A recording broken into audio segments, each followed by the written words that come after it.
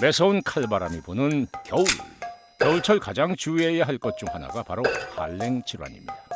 한랭 질환은 동상, 동창, 저체온증처럼 체온이 빠르게 떨어지며 신체에 위험을 주는 질환으로, 특히 야외 활동이 많은 분들과 면역력이 약하신 어르신, 어린이는 한랭 질환에 더 취약합니다. 그리하여 오늘의 주제는 한랭 질환 내모하면 예방할 수 있다?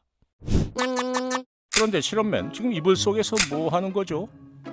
이불 밖은 위험해요. 한랭 질환이 정말 무서운 병이라던데 진짠가요? 그럼요. 그러니까 실험맨이 직접 파헤쳐봐요.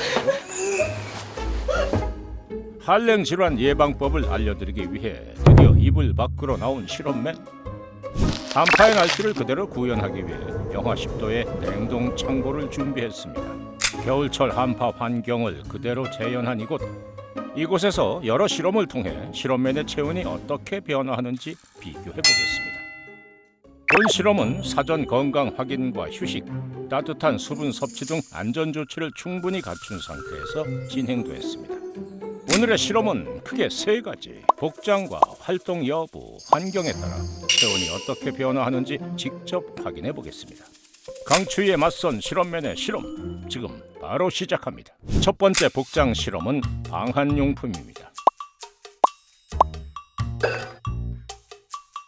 손과 목, 귀와 같은 말단 부위는 추위에 가장 먼저 체온이 떨어지는 부위인데요.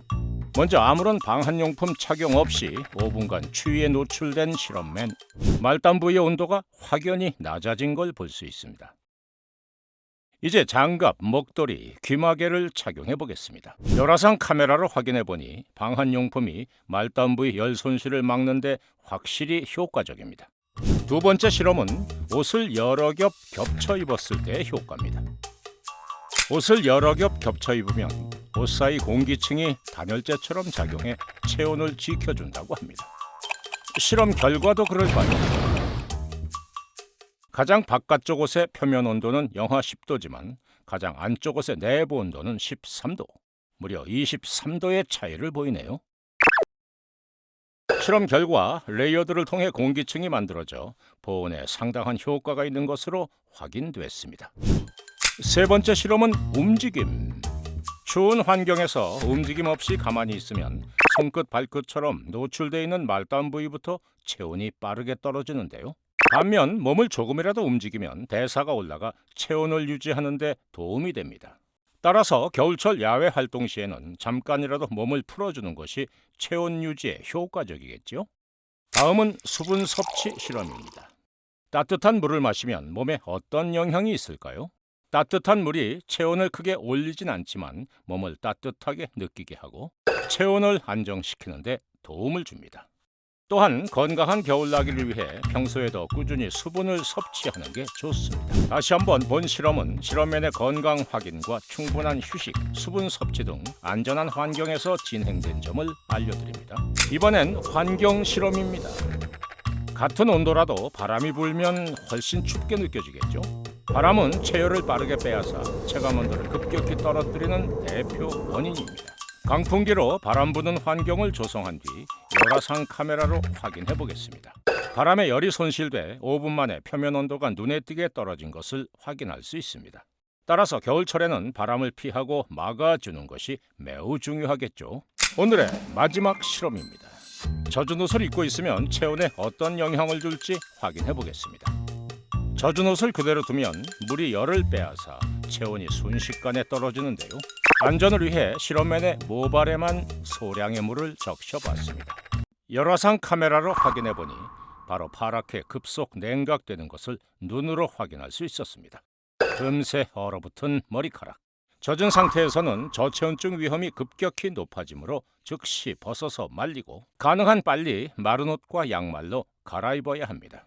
실험 종료. 오늘의 실험 결과. 복장, 방한용품을 착용하고 얇은 옷을 여러 겹 겹쳐 입는 게 체온 유지에 효과적이다. 활동, 추운 환경에서는 몸을 조금씩 움직여 풀어주고 따뜻한 물로 수분을 보충해 체온을 유지시켜주는 것이 좋다.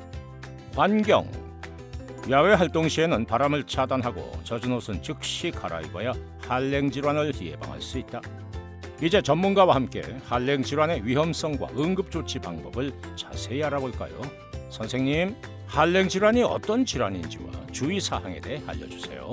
한랭 질환은 추위에 장시간 노출될 때 발생할 수 있는 겨울철 응급 질환입니다. 한랭 질환의 종류로는 전신성인 저체온증과 독소성인 동상, 동창 등이 있는데 노약자나 만성질환자, 추위에 계속 노출될 수 있는 야외 노동자들은 특히 주의해야 합니다. 한랭 질환은 누구에게나 발생할 수 있는 질환이지만 건강 수칙을 잘 지키면 충분히 예방할 수 있습니다.